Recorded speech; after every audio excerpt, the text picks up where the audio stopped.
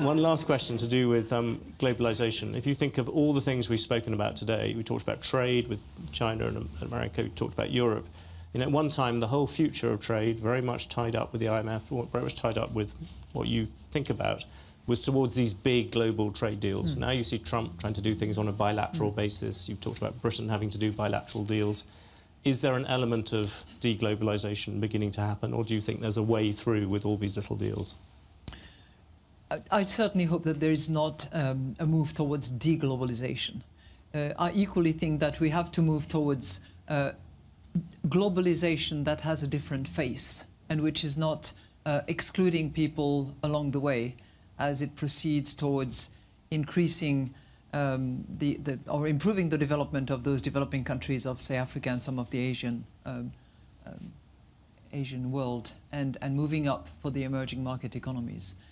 So I hope it's not deglobalization. I hope it's a different globalization.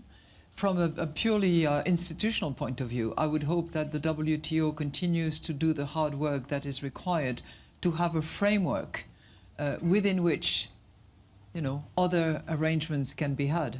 But it's clearly it's clearly taking a different form, and you know, the Bali Agreement has not yet been ratified.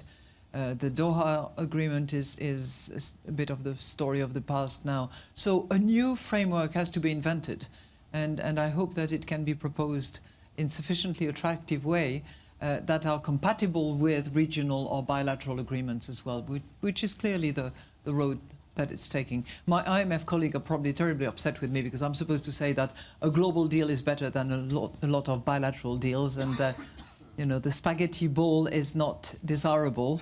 But I think that's. You just want one flat pizza instead. No, I think you know, a bit like in Europe, you have the subsidiarity principle, and I'm not suggesting that the global trade should be operated a la Brussels.